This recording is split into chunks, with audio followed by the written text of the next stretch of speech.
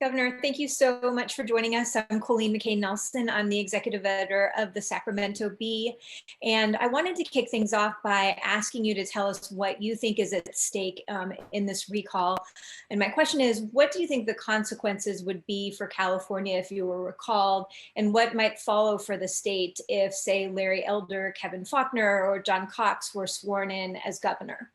Yeah, I mean, I'll leave it to more objective minds, yours and others, to really assess that. My sense is trying to be as objective as someone that's the target of this recall as I possibly can be. I think it'll be quite pronounced for many, many years. I think it will be felt all across the country. I think that people really haven't thought that through. I don't think they're asking that question. I don't think the National Democratic Party is asking themselves that question.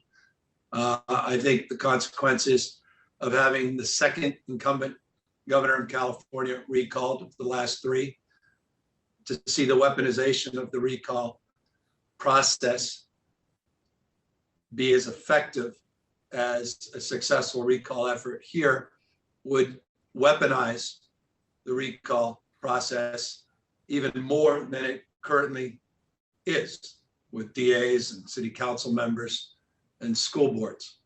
I think the opportunity for the Republican Party with the midterm elections coming up in Kevin McCarthy's backyard, in Nancy Pelosi's state, in Kamala Harris's home state, with California and the values we profess and practice, that would be judged in a different light if this was a successful recall. I think it would have profound consequences nationwide and go to not just politics, but to policy and policy making. It would go deep to issues of immigration, climate policy, healthcare, broadly defined, situationally COVID, but even beyond that. I think its repercussions would be felt next year in a governor's race for election and beyond. So I think it's a very good question, and it's one that I hope people start asking themselves and begin the process to ponder and answer. Thank you, Governor. Our next question will be asked by Yusuf Beg.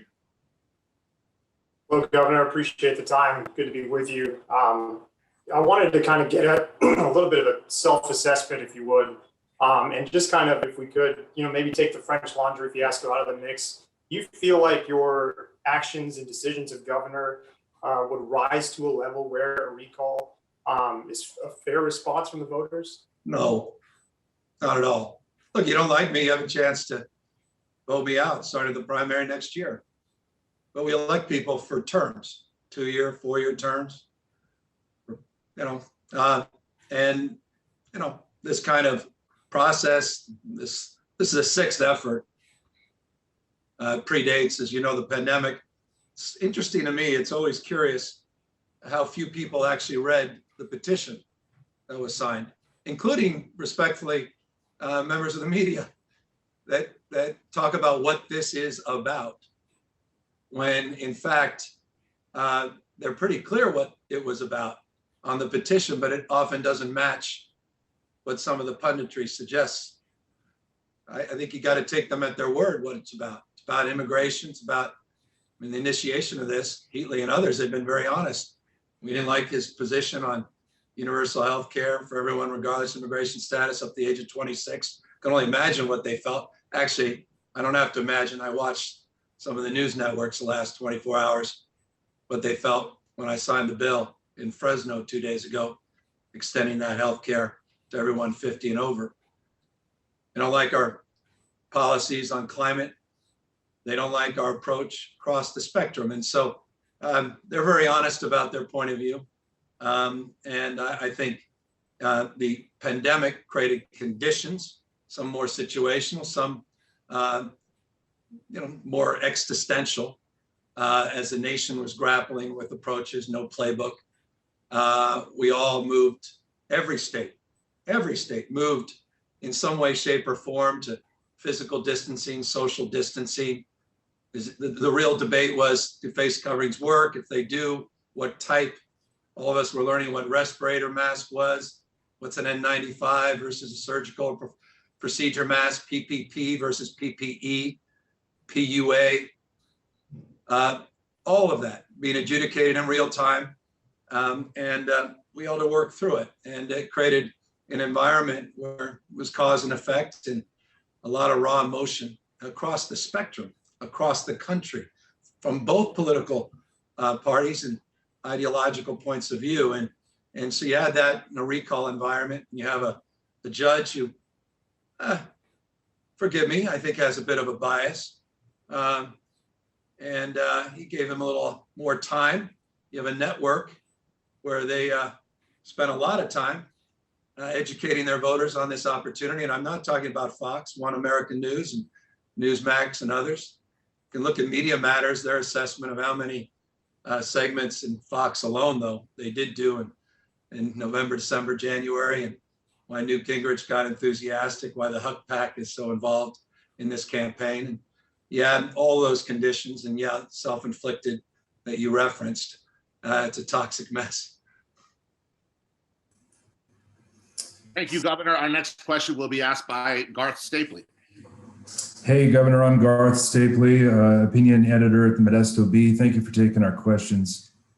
Our economy, as you know well, here in the Central Valley really depends heavily on agriculture. And we've got to have access to water and rivers, such as the Stanislaus, the Tuolumne, the Merced, and the San Joaquin. California's water wars threaten those irrigation sources. And it's pretty evident that you favor voluntary agreements, but you seem sort of reluctant to use your influence to advance the voluntary agreements, and that would bring an end to the standoff. Why is that? Oh God, I completely reject that point of view on the basis of the work that I have personally done to advance the VAs. Been a vocal advocate, been consistent, steadfast, including Garth today. And I look forward to making an announcement very shortly on the subject. Can you tell us? I'm sorry, go ahead, Garth, go ahead. Give us a preview. What's the announcement? We're working with the parties. We've been very active in negotiations. And we're looking forward to shining more light on the progress of those negotiations, which we haven't wavered from or walked away from throughout this pandemic. I'm very committed to it. When do you suppose that could happen? Very soon. Governor, our next question will be from Stephanie Finucane. I'm the opinion editor at the Tribune in San Luis Obispo, and my question deals with energy.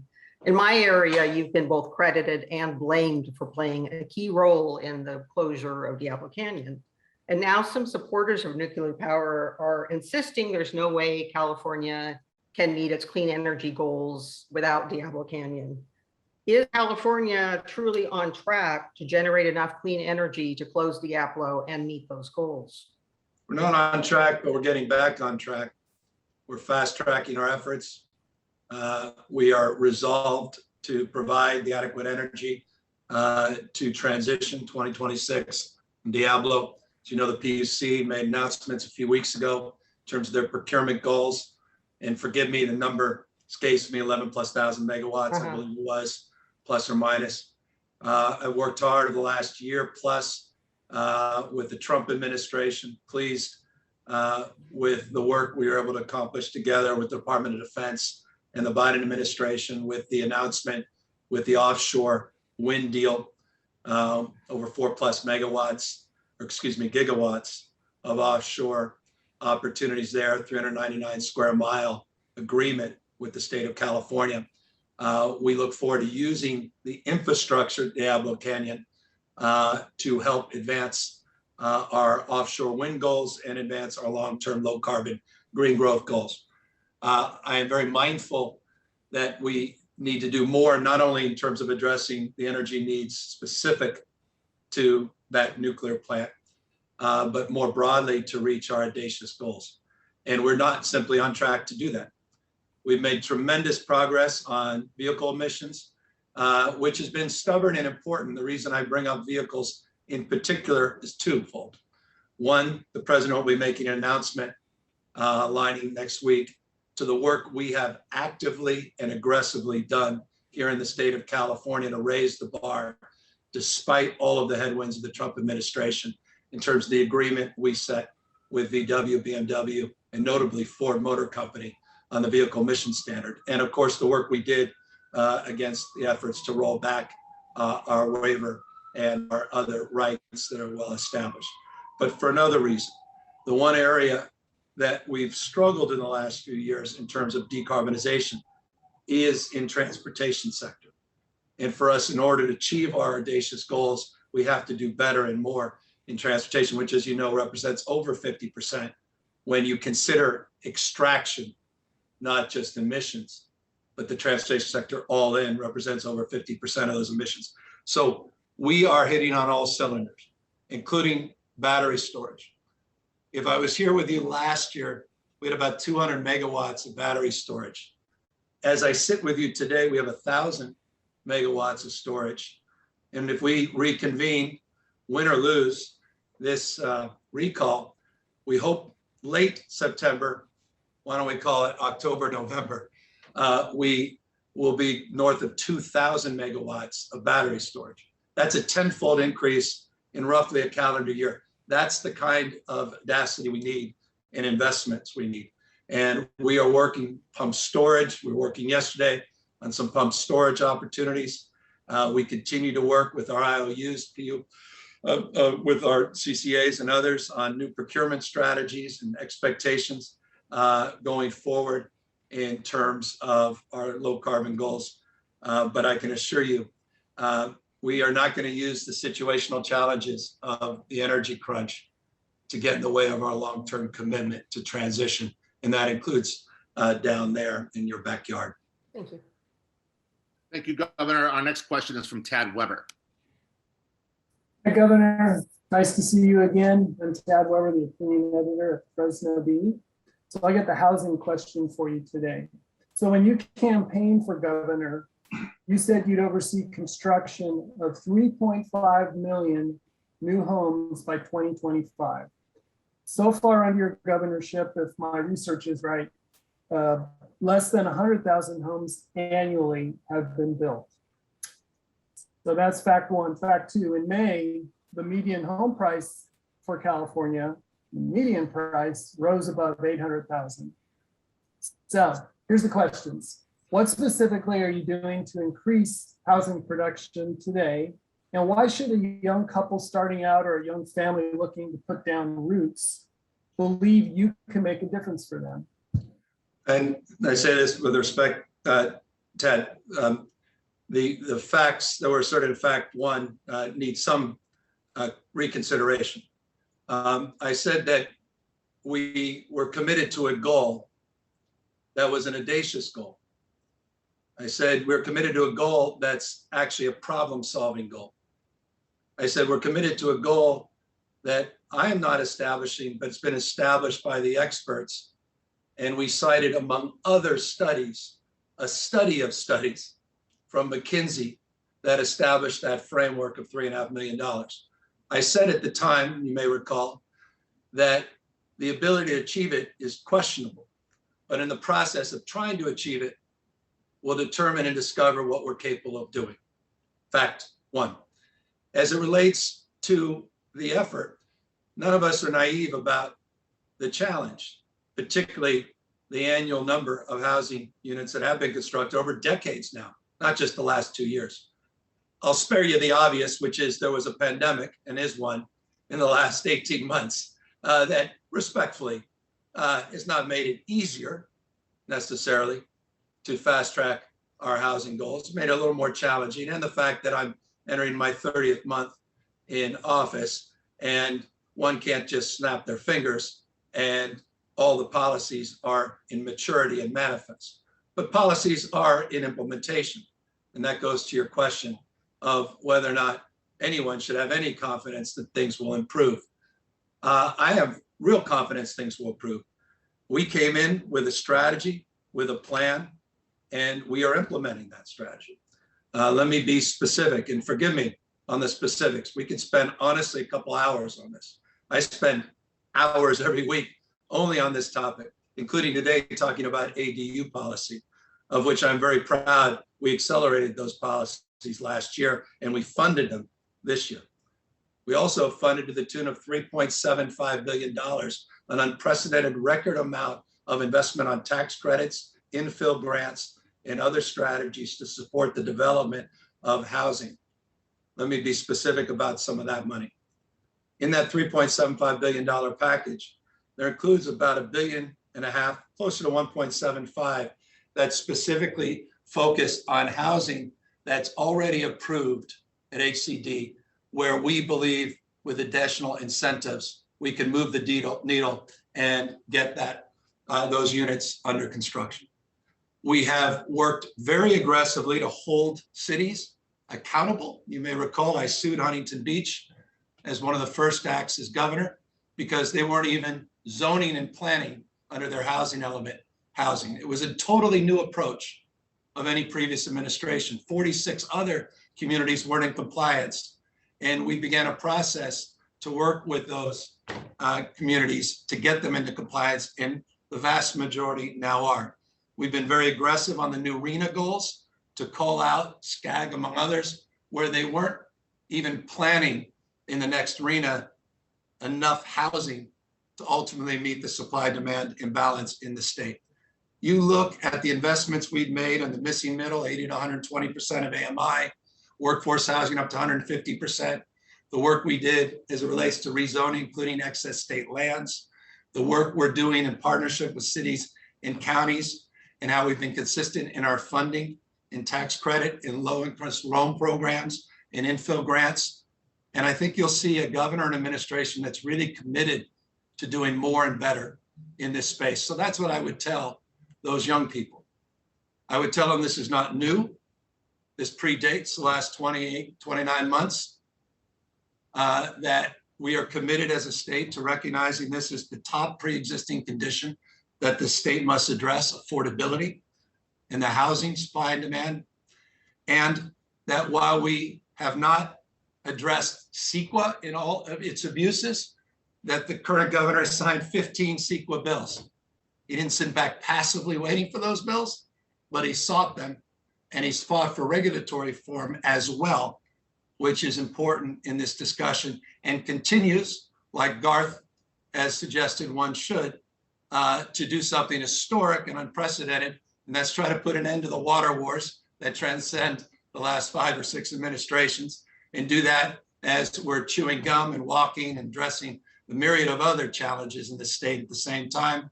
We are commensurately committed to doing a residential wage weight deal with CBIA, with the Building Constructions Union, and continue to negotiate on a larger CEQA deal, which we think also could be very profound and pronounced to advance this goal and more substantively answer a question. Thank you, Governor. The next question will be asked by Hannah Holzer. Hi, Governor Newsom. Thank you for your time. Governor, homelessness is getting worse in California and not better. You've established commissions and millions have been committed to the problem, and yet it gets worse. Where is it breaking down? What needs to be done that isn't being done? And given that many of those streets have been previously incarcerated and struggle with mental health and substance abuse challenges, are they now beyond our help? But we also got 42,000 people off the streets last year. We did it through a novel program, first in the nation, called Project Room Key. It inspired a lot of local actions as well. It also inspired the administration, both the Trump administration through FEMA, but also the Biden administration, to provide more ongoing support. And it also created something called Project Home Key. Home Key allowed us to procure 6,000+ housing units in less than 6 months. And I'll repeat that because it's unprecedented in California history. We were able through Home Key to draw down and put into escrow between July and the end of December, 6,000 motels and hotels, which are now part of a permanent portfolio of housing for the formerly homeless, including those you referenced that are going through reentry programs in this state. It's a game changer. We moved away from the old paradigm of affordable housing being a 4 to 5, 6, 7 year process, $400,000, $500,000, $700,000, $800,000 per unit, and all the NIMBYism and stress and struggle, and came up with the new paradigm. We were able to do that with less than $1 billion of federal money last year. This year, we put $5.8 billion to replicate the home key model. We expanded the flexibility so we can move beyond just hotels and motels to do it, but with a mindset of deliberation. When I got here, there was no homeless plan, no homeless strategy, no intentionality with respect to the previous administration. And with respect, there was a modest contribution that was really driven by the big city mayors near the end of Governor Brown's term to provide $500 million of local supports, no strings attached. That HAP model, which it evolved into, we doubled down on with an historic amount of money, $950 million. This year, we committed to a multi-year strategy, $12 billion, unprecedented in American history, not just California history. A plan, money, and political will. That $12 billion includes $5.8 billion for home key. It also includes CEQA waivers for citing these properties and creating opportunities so we can address NIMBYism. It has an accountability component to the $2 billion additional dollars that were provided to cities and counties, where if they don't have a plan, they don't get the money. And if they have a plan and meet their performance measures, they get up to 18% bonuses. That's never happened in California history. And I know it may seem easy, just negotiating an incentive package, that alone could have consumed a month or two of energy and effort. Because as former mayor, no one wanted necessarily, they may have said they wanted the accountability package. I can assure you the details of that were difficult, but we're proud of that. So more accountability, more transparency, a requirement for plans at CACs, not just cities and counties. Real strategy with home key and room key, and here's the best for last. We also are doing something that the former occupant of this building is very much responsible for, the initiation, not to exaggerate, because he wasn't exclusively responsible, but in that budget in 1967, where Ronald Reagan inherited a major deficit, he very infamously had his finance department make massive mental health cuts, which he later denied much knowledge of, curious as that may sound. That began the process of this devolvement to the cities and counties that never manifested of our mental health system. The biggest investment in mental health housing in California history we're doing this year. Roughly $3 billion for board and care homes. Laura's Law placements. We've expanded Laura's Law from opt-in to opt-out. More conservatorships, expanded the power and authority under conservatorships since I've been governor as well. And as you know, I took the entire state of the state, seems like 10 years ago, it was last year, to the issue of looking at the issue of homelessness in all of its forms and manifestations, not just streets, but families, not just issues related to cost of living, but health, not just physical health, but mental health, and a real comprehensive strategy. I am just winding up. I'm really looking forward to the application implementation and a $1.1 billion budget on top of that to clean up the damn streets and to deal with these encampments. And I've been personally doing that dozens of times, not just with all your fancy reporters, Sophia, God bless, but with folks when the cameras aren't there. I've been out there cleaning the damn streets from Fresno, Tad, to down there in Stockton and every part of this state. And I'm proud of that. And it's not just to show off. I mean business. And that's to change the attitudes of Caltrans. And I'm holding these damn mayors. I think we've been a little easy. I love them all. They're my friends, but we need a little more accountability in terms of what's going on in the damn streets. And there's a specific encampment strategy that we also budgeted. And I'm looking forward to implementing into the future, if I'm privileged. That's another thing. That doesn't happen. We'll have someone demagogue the issue for a year and a half until the next election. Thank you, Governor. I'll go back to my colleague, Yusuf Bey.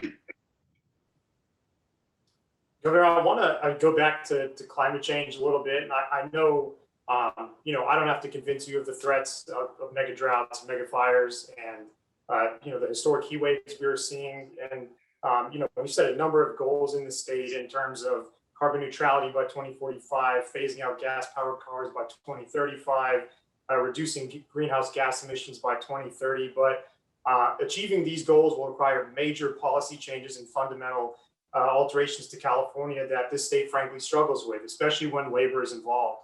And I want to get your sense if you feel like we're doing enough to actually achieve these goals so California will be livable when my generation, future generations are stepping in to take the reins. We're doing more than anybody else, but we're not doing enough. And we continue to outperform even the goals that we've set to date.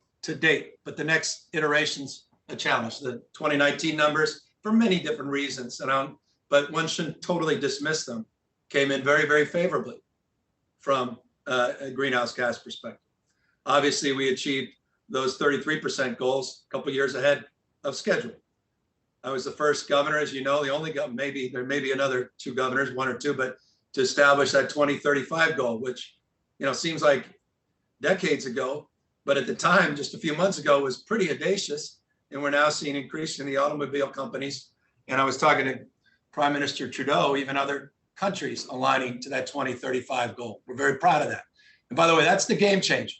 Again, you want to get big and get serious about decarbonization, you've got to get, at least in California, transportation sector is about 30% national. It's over 50% for us.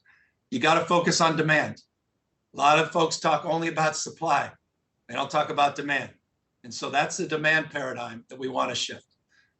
Now, here's what we did differently this year, Yusuf, which I think is really important. I hope people are paying attention. We put $3.9 billion in this year's budget for our EV transition, 3.9 billion. I think the bill that they tacitly passed yesterday, the Senate, that represents roughly half all of the national investment in this space just in California. We have about a $14 billion climate package that we just approved. That's unprecedented. We mean business.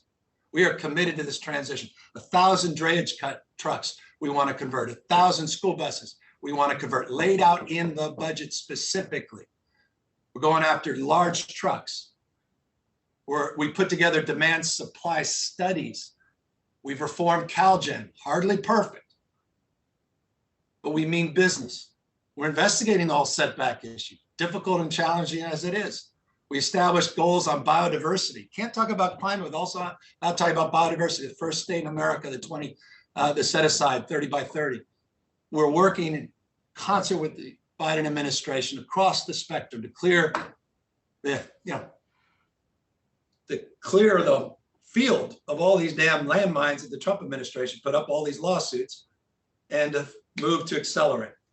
I mentioned in the energy side, but more broadly, we are putting out tomorrow a vision of our utility future. I hope you'll take a look at it so you can see specifically what our vision looks like.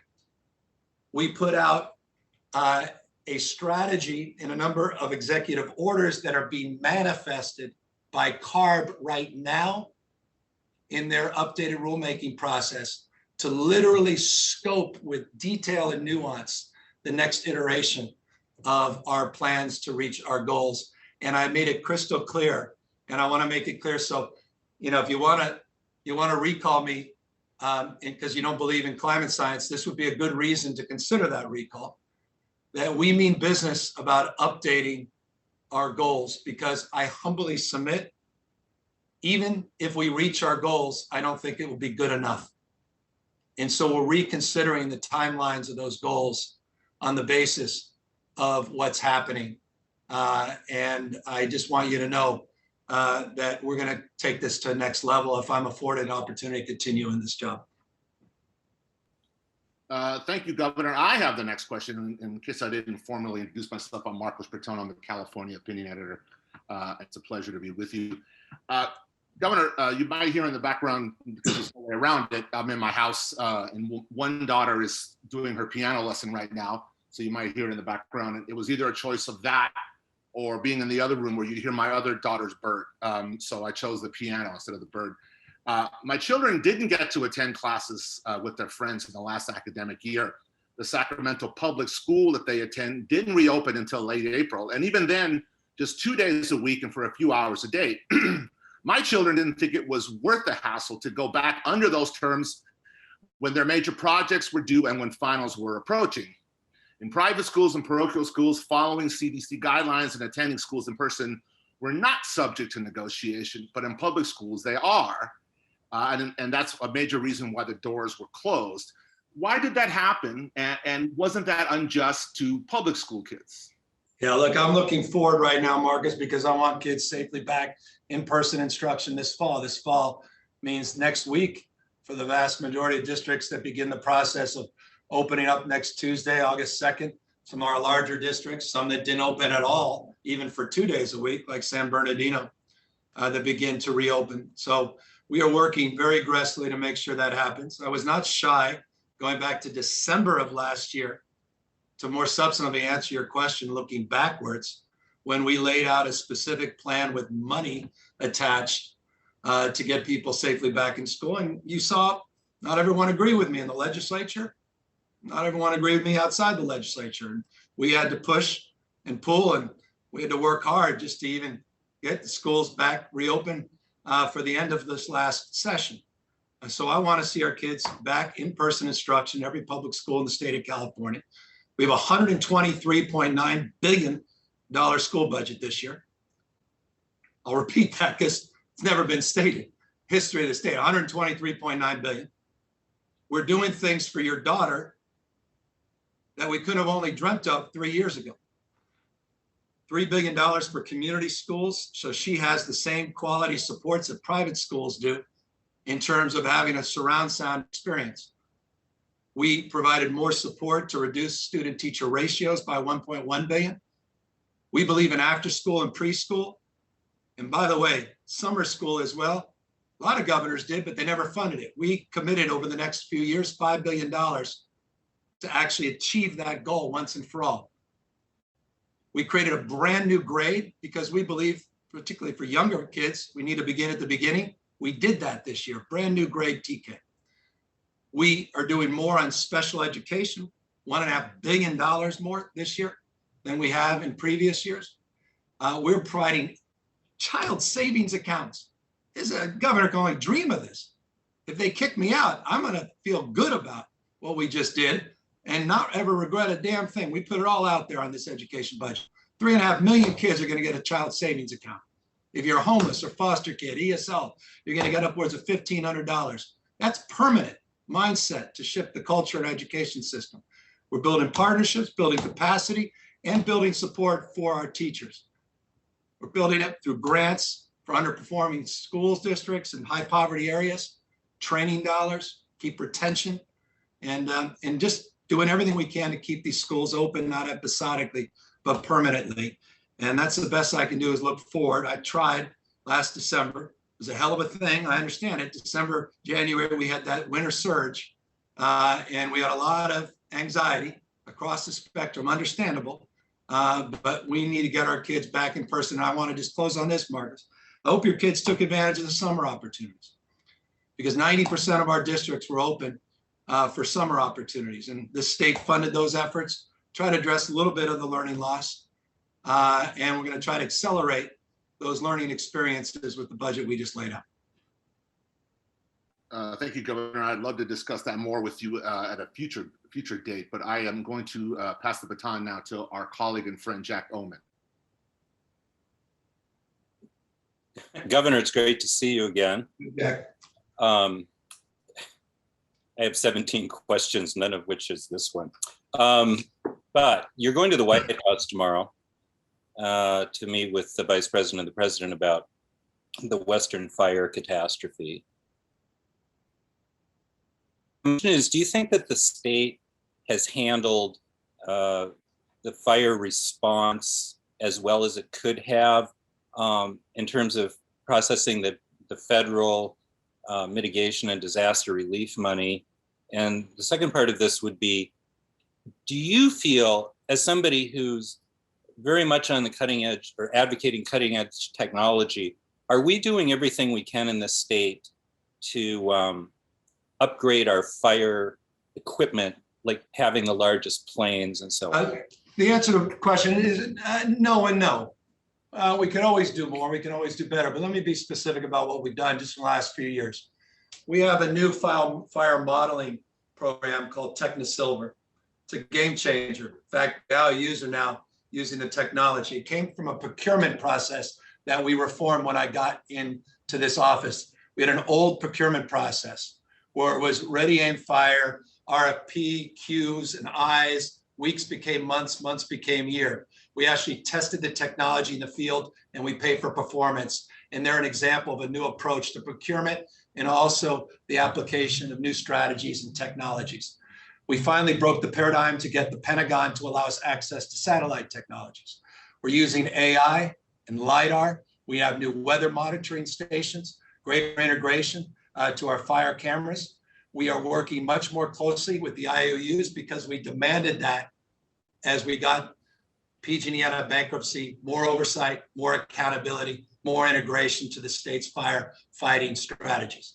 As you know, because I've done 15 press conferences, the only one that really got covered is when Schwarzenegger was with me. New C-130s, Jack, to your question. Right. We got these new Black Hawk helicopters, the old Hueys we're replacing, so we could do nighttime suppression. We have large contracts with the federal government on the VLATs, which are the larger suppression planes. Those are the fixed wing planes. They're great, but they're not great at early suppression because they need lead planes and they're not very dexterous, or excuse me, they're not very flexible and knots north of 35 and winds, which in California make their utility often suspect. We added 1,399 seasonal firefighters this year, more pre-positioned assets than any time in history. We did an MOU with the federal government to double the amount of forest management and vegetation management. I did an executive order to fast track some high profile projects, of which we were able to accomplish them within 15 months. Many of them would have taken over a decade, including the one up here in Colfax and near Auburn. We have 1,800 projects we've identified that are a part of our living list, 500 that we are actively in the process, some way, shape, or form of managing. We finished 99 in 2019, 69 last year. We're working with the federal government, the U.S. Forest Service, to do more and get more federal funding.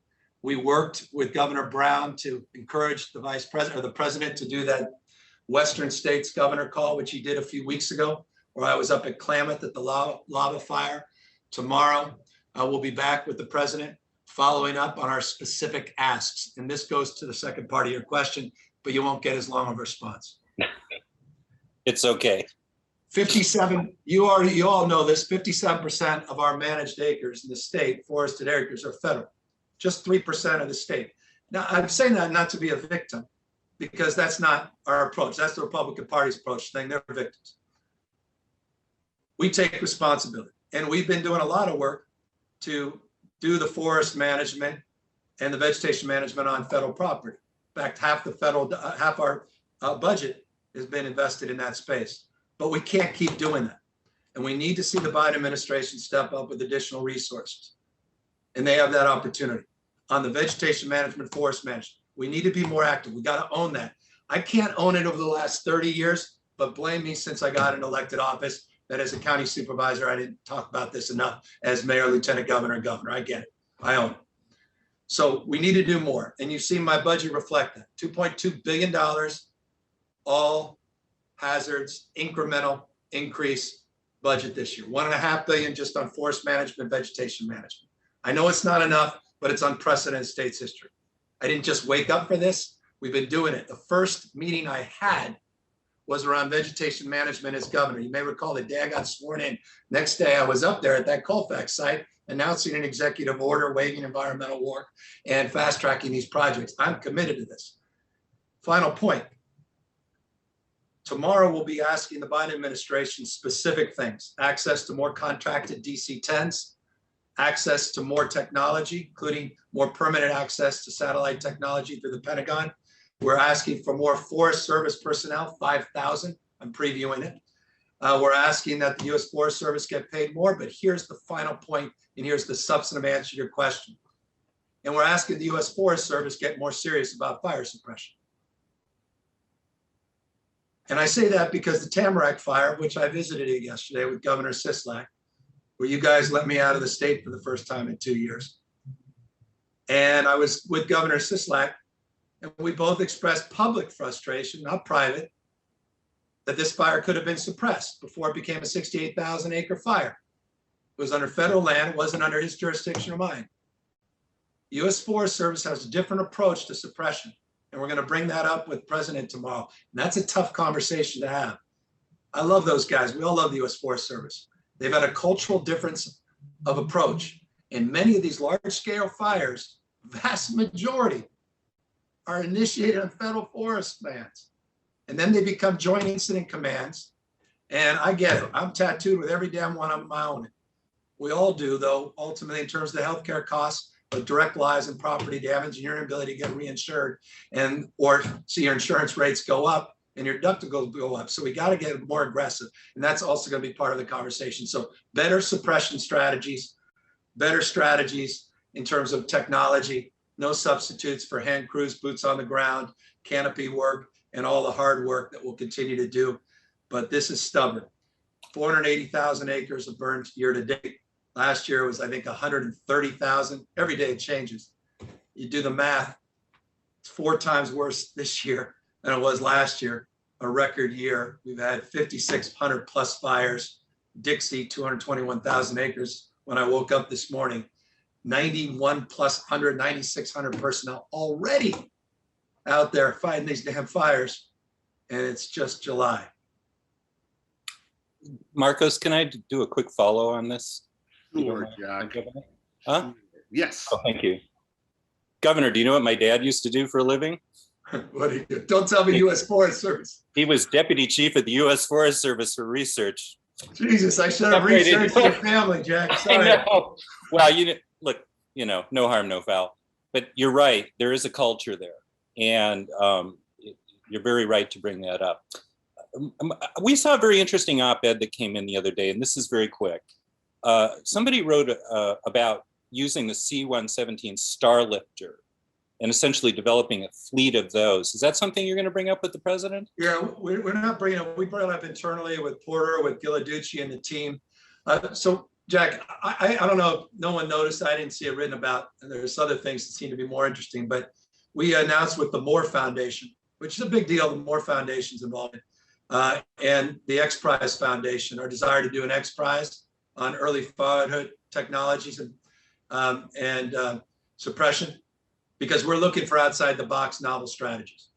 On a lot of stubborn issues, and I'm at my own risk if I bring up EDD, I've reached out to the private sector, Code for America folks, a lot of my fancy folks in Silicon Valley for outside the box thinking, including on new technologies and fire suppression. Are there ways to use drones or the LiDAR system, early technologies for early suppression strategies? And that's why we've been investing in some of these new suppression technologies with these much faster, more modest in terms of their suppressing capacity, but faster and quicker technologies along the lines you suggested. Now, we put a record amount of money. I don't think money is our problem. We just have some disagreements about the efficacy of some of the technology, and including that technology. So that's what we're working through. But I want to put everything we've got, and we're looking. We'll be asking. I don't know if you guys know this. The 747 that you've seen up there the last few years, that company went out of business. That's grounded. We're looking to potentially buy that. I'm going to ask Biden to buy it for us. It's your money both ways, no matter. If he can't, we'll see if we can find some private sector guy. I figure that's something some philanthropists like to do because it's fancy and they can point to their philanthropy. But it gives you a sense of the fact that we're looking to procure whatever technology and aerial fleet we can. We have the largest civilian aerial fleet in the world, CAL FIRE, and we're building on it every year. But good people disagree on what we should be investing. Thank you, Governor. Thank you, Governor. The next question is from Tad Weber. Okay, we're going to shift gears, Governor. We're going to talk about crime. So in cities across the state, crime trends have been rising, particularly homicides. As of early July, Fresno had more than twice as many homicides this year than in 2020. And shootings here are up 36% year over year. Your critics, as you know well, blame your policies, such as early release of inmates from state prisons, as the cause of rising crime. So here's the question. Do you think you've been tough enough on crime? And secondly, do you favor reform-minded DAs like George Gascon in LA County, or more traditional law and order prosecutors like Anne-Marie Schubert in Sacramento County? Ted, I imagine your team, when that critique was launched, asked them why those crime rates in California are similar to those crime rates in all those Republican states that didn't do early release. I'm just curious that response. I think it's interesting. You got a Republican, former police chief, Republican mayor in Fresno, and you're experiencing a big increase in crime. You got a tough DA, and don't even talk to me about your sheriff. And yet you're seeing a big increase in crime. So I think we can move past all the BS in this space, have a real honest conversation, not politicize it like the entire news network is doing, gin folks up so they can win the 2022 election, which of course they'd be advantaged if they can recall the governor in California in 2021. I'm very, very committed to addressing the issue of crime and violence. You couldn't run for mayor, get reelected for mayor, or be a halfway damn good mayor if you didn't care about that. Don't ever confuse me with the defund police movement. Hell, I was the first mayor in San Francisco history that actually met our statutory requirement of 1933 or 1973 police officers. Same time, I'm for reform, and I've made no bones about that. And I'm very proud of this state. As we've reformed the criminal justice system, we have seen a significant decline in gun violence and gun-related deaths. Not despite those policies, but because of them. I imagine those fancy folks that were spewing off, they'd have a hell of a hard time explaining that. What the hell that California did a decade plus ago in 1993, decades ago, when we were the number three state in terms of gun deaths, and then we dropped to the 7th lowest from the 7th highest as we got serious about gun safety and criminal justice reform. So we can do both. And so for me, I'm not going to get trapped into that old, it's this way or that way. That said, I'm very concerned about these trends. I'm very concerned about the fact that you had as many people get an FBI background check, 39.7 million people, as there are Californians last year in the US. I'm very concerned about guns in this state. I'm concerned about these radical judges, no other way to describe, stone cold radical judges that are trying to overrule our gun safety laws, particularly as it relates to weapons of war and that assault weapons ban. It's not just about the law, it's about the culture and the attitudes and the permissiveness that sends, the message that sends. So we're going to fight hard against all those folks. Those are the folks behind the recall, by the way. Again, that's part of their list of grievances with me. Same time, you got to own what's happening on the streets. And that's why I was out there with your mayor, your police chief last week on Zoom, police chiefs in cities all across the state, Democrat-led cities, Republican-led cities, announcing our commitment. We had a wonderful meeting about these crime trends, not just homicides and gun violence, but retail thefts and what's happening with some of these assaults, hate crimes, some of the car issues. And we announced a new joint task force on retail theft. I didn't wait to sign a bill on that. We included in our budget in May enhancements for those joint task force. We have multiple joint task force with the CHP in the cities and counties. And I really want to applaud your mayor, your police chief in Fresno, and mayors and chiefs up and down this state that are pragmatists and want to get things done in the spirit of partnership with the state. And the state is leaning in and being helpful. And mark me as someone very committed, at the same time concerned about what's happening in gun violence in our state. and a deep sense of responsibility to work with these mayors as a former mayor to do what I can to have their backs to address this. And also, as I said, Tad, in a press conference last week, please take a look at it in my comments, to hold folks to account. I am not one of those people that think you can smash someone's window or knock over some grandma and somehow have a slap on the wrist. I don't buy that. At the same time, I'll take a backseat to nobody in my desire to deal with what the hell's wrong with you that you did that in the first place, and try to get under the hood and try to address that issue in a compassionate, thoughtful, and judicious way. But I believe in accountability as well.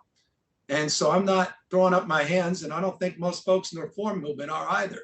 And I totally reject that people can't do anything about retail theft.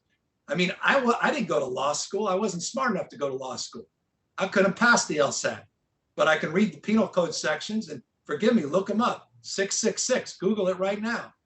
Penal code section, forgive me if I'm off, but I think it's 459.5. Those are existing penal code sections. There's probably 4 or 5 others where you can charge people. And a lot of these damn DAs out there, Republican DAs, act like they can't do a damn thing because Prop 47. That's not true. Read the penal code sections. They're using many of them from some god-awful excuse. I think there's a little bit of, all I'm suggesting, I get they don't like 57, Governor Brown's reform. They don't like Prop 47, the states and the voters reform. Prop 36, the state and the voters reforms. But there's a lot more tools in the toolkit than I think than some of these people are leading you to believe. And I think we have some responsibility, members of the press and those in positions like mine, to start raising that awareness as well, and to remind them of the tools they do have to hold people more accountable, not what they don't have, which seems to be the only thing they focus on. All right, we're coming to the end, but let's have a question from Stephanie Finucane. Governor, California has the nation's highest housing costs, highest gasoline prices, and highest utilities. Wage growth has been spectacular in the Silicon Valley, but not so much for areas along the coast and in some inland areas. In a very real sense, the California dream is more like a mirage for people grinding it out day after day. How do you make the case that you, as governor, can deliver the California dream to all Californians? Well, let's talk about what we also are number one in, Stephanie. And guys, forgive me, I know I'm a little pointed today, but I've been taking a lot from a few folks for a lot of months. So it's nice to be able to express myself too. But I do it with deep pride in this state as a Californian, not as I'm a future ex-governor. It could happen in a few weeks, could happen in a few years. I love this damn state. We're number one in job creation, 10th the American economy, 559,000 jobs. Eat your heart out, Texas, Florida. We're number one in the Bloomberg Index of innovation and entrepreneurialism. We dominated yet again in venture capital. And that's not just for fancy folks in Silicon Valley. That's pushing out the boundary to discovery and opportunity, innovation that advantages each and every one of us. 53% the nation's venture capital. Over 100 damn IPOs year to date in this state. $80+ billion budget surplus. 80+ billion, not that 76 billion. We had another $3.9 billion in new cash. We had better health outcomes in Florida and Texas and better economic outcomes. Our economy contracted at a more modest rate than Florida and Texas. Do you know, Stephanie, that middle-class families in Texas pay more taxes than middle-class Californians? Look that up. That's a fact. I don't know why that doesn't get more damn attention, because I care about working folks. That's a fact.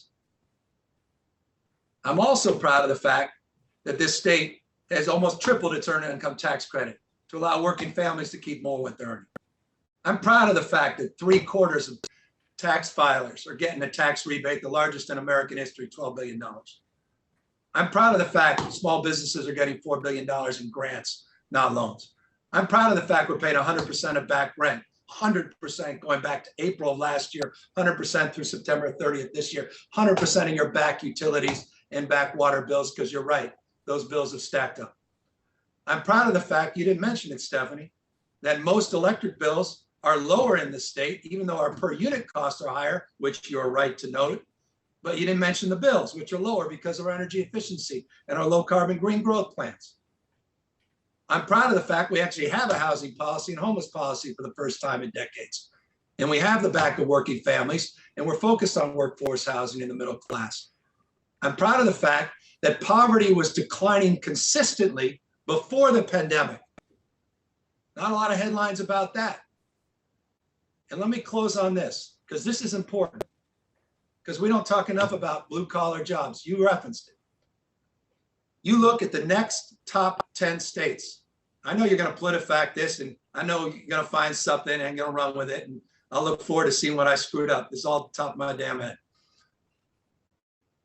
So I'll stipulate that. But I think you look at the next 10 states, the next highest 10 manufacturing states, blue collar, American, backbone, factory states. The last 5 years, our GDP growth is 13% in factory growth. No one comes close. Blue collar, middle class jobs, California, dominating all those other damn states. I care about ag like the best of them. Man, Tad Garth, I've been back.